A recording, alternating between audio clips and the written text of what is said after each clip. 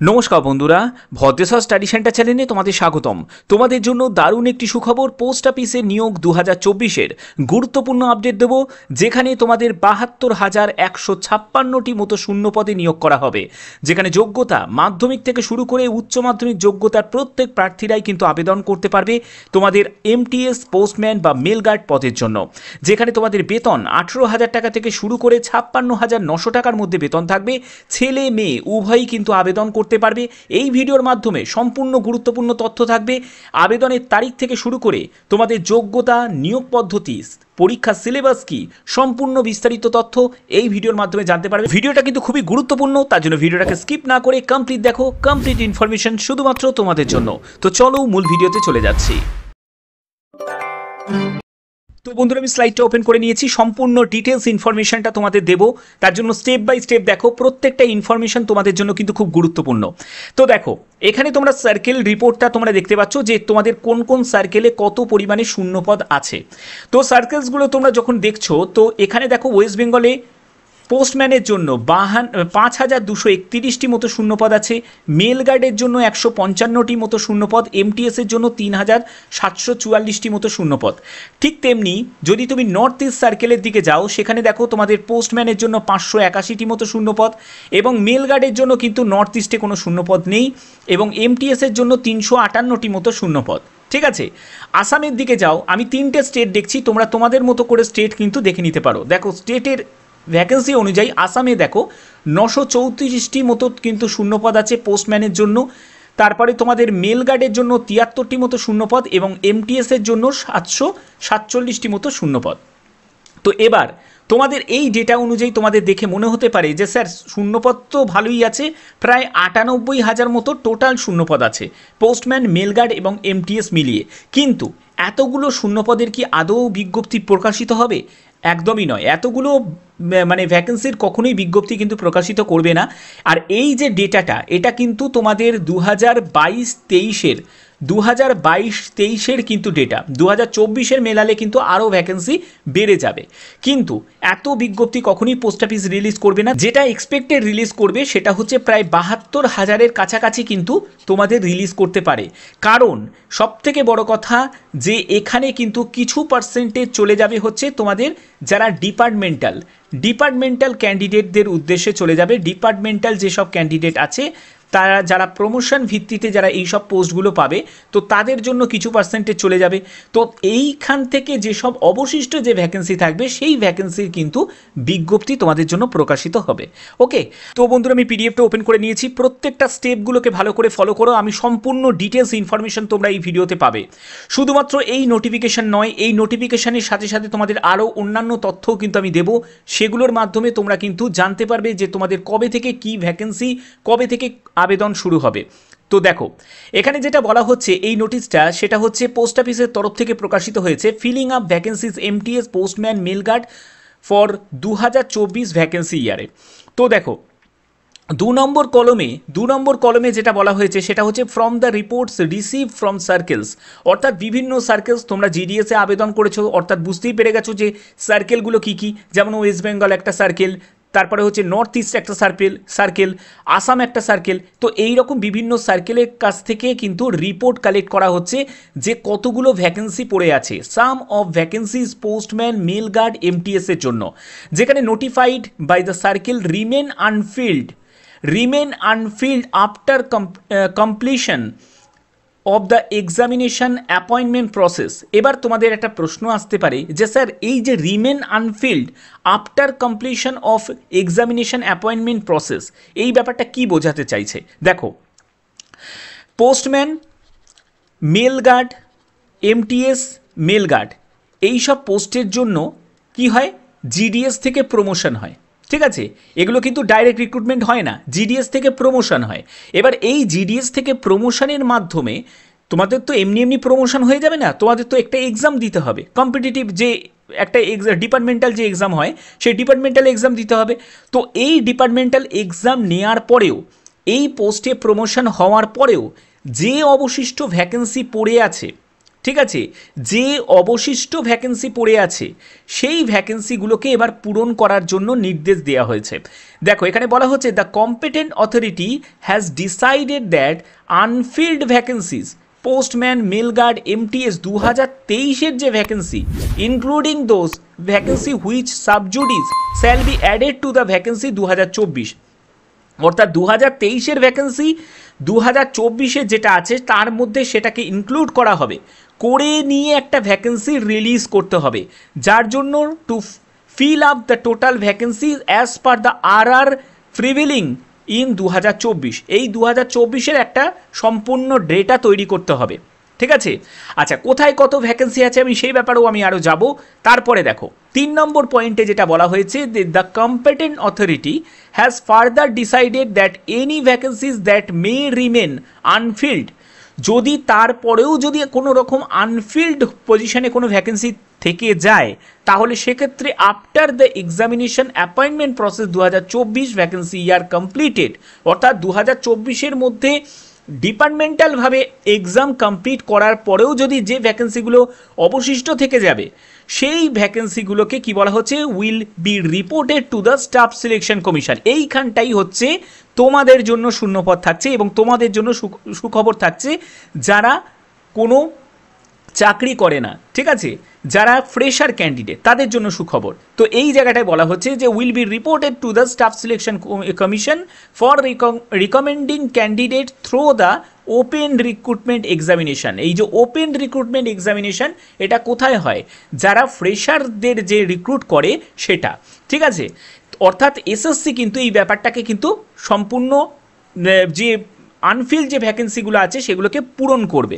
তার জন্য বলা হচ্ছে therefore the circle advise to the complete the examination appointment process 2024 vacancy earliest so that the information unfilled vacancy readily available for report as asked by the SSC in the year 2025।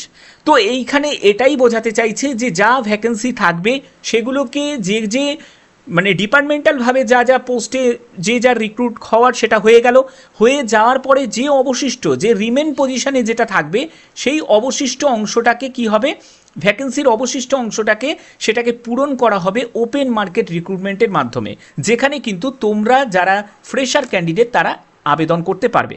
এবার কবে থেকে আবেদন শুরু হবে, কি কি syllabus থাকবে, কি কি সিলেবাস হতে পারে, সম্পূর্ণ ব্যাপারটা অর্থাৎ A to Z সম্পূর্ণ তথ্য তোমরা এই ভিডিওর মাধ্যমে পাবে।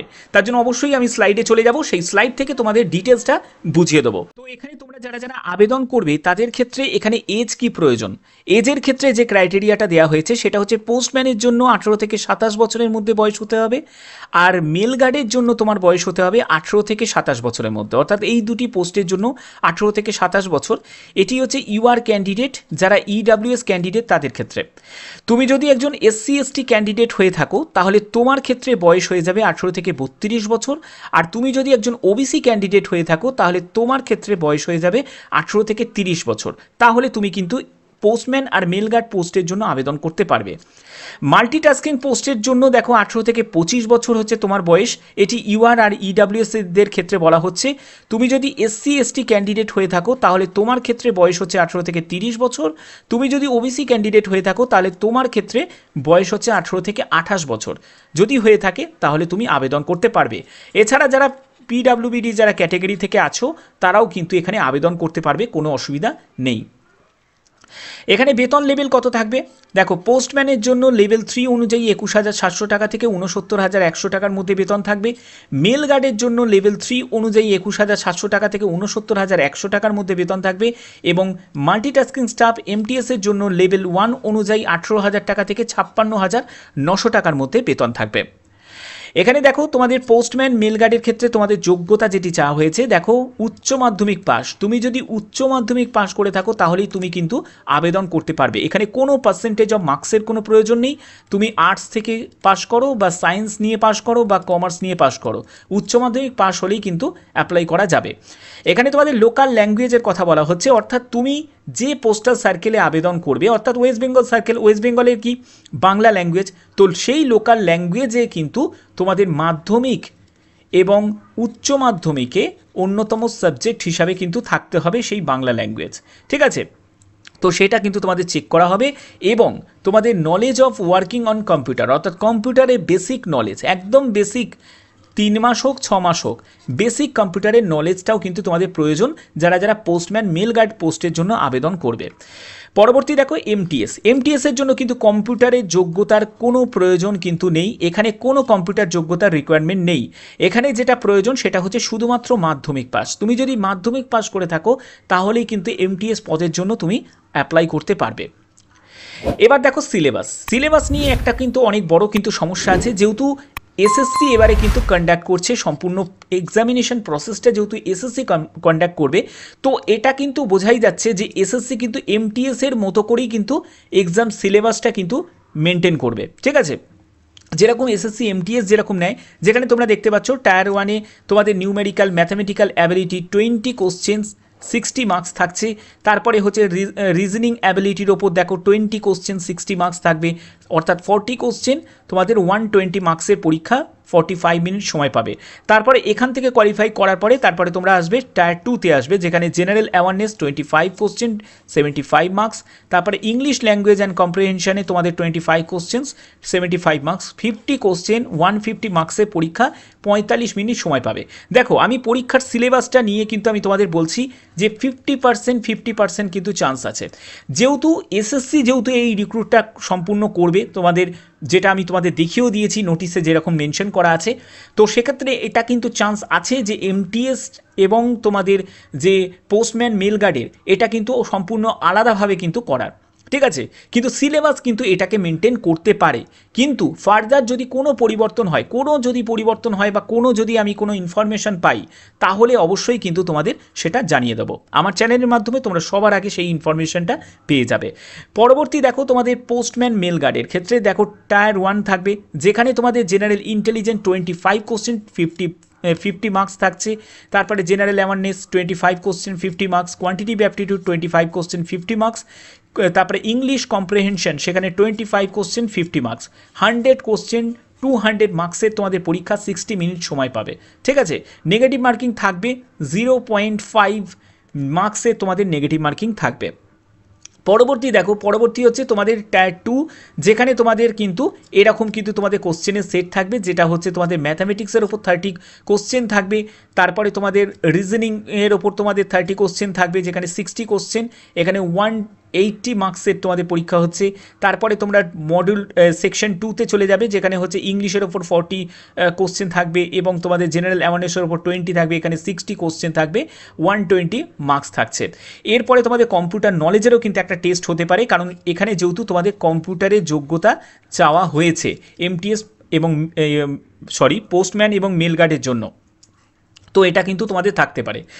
আমি আবার বলছি, সিলেবাসে যদি কোনো পরিবর্তন হয় তাহলে অবশ্যই কিন্তু তোমাদের জানিয়ে দেওয়া হবে, এটা কিন্তু তোমাদের একটা সম্ভাবনার মতো করে আমি কিন্তু বলছি, যেহেতু এসএসসি পুরো সম্পূর্ণ প্রসেসকে কমপ্লিট করার কথা যেরকম নোটিশে কিন্তু উল্লেখ করেছে, ঠিক আছে। তার জন্য আমি তোমাদের একটা বেসিক আইডিয়া দিচ্ছি, তোমরা কিন্তু এরকম করে কিন্তু তোমাদের নিজেকে তৈরি করো যে ইংলিশও তোমাদের পড়তে হবে, কোয়ান্টিটিভ অ্যাপটিটিউডেও কিন্তু তোমাদের স্টাডি করতে হবে, জেনারেল অ্যাওয়ারনেস, জেনারেল ইন্টেলিজেন্স এইটাও কিন্তু তোমাদের স্টাডি করতে হবে, যাতে তোমরা একটা নিজেকে যাতে ঠিক প্র্যাকটিসের মধ্যে যদি রাখতে পারো, পড়াশোনার মধ্যে রাখতে পারো, তার জন্য তোমাদের বেসিক আইডিয়া আমি দিয়ে দিলাম যে এই সব সাবজেক্টগুলোর ওপর তোমাদের কিন্তু জোর দিতে হবে, ঠিক আছে। আর একটা কথা বলে রাখবো যে তোমরা কিন্তু অবশ্যই চ্যানেলটাকে সাবস্ক্রাইব করে রাখবে, কারণ যাবতীয় যখনই কোনো আপডেট আসবে, পোস্ট অফিস থেকে কোনো রকম আপডেট আসবে, সবার আগে সেই ইনফরমেশন তোমরা পেয়ে যাবে। তো তোমাদের এবার সবথেকে গুরুত্বপূর্ণ প্রশ্ন সেটা হচ্ছে যে স্যার কবে থেকে আমাদের আবেদন শুরু হবে। তো দেখো নভেম্বর থেকে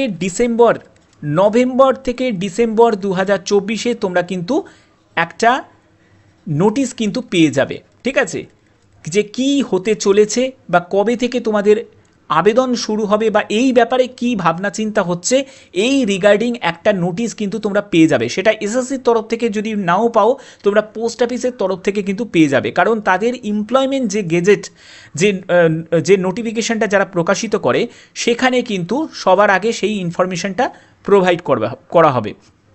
ঠিক আছে। তো যখনই সেরকম কোনো ইনফরমেশান আসবে আমার চ্যানেলের মাধ্যমে তোমরা সবার আগে সেই ইনফরমেশানটা কিন্তু তোমাদের কাছে আমি পৌঁছে দেবো। তার জন্য অবশ্যই কিন্তু চ্যানেলটাকে তোমরা সাবস্ক্রাইব করে বেল আইকন অল করে রাখবে। তো আশা করি তোমাদের ভিডিওটা ভালো লেগেছে। এরকমই গুরুত্বপূর্ণ আপডেট পাওয়ার জন্য অবশ্যই কিন্তু চ্যানেলটাকে সাবস্ক্রাইব করে রেখো। তো এখনের মতো এইটুকুই, টাটা।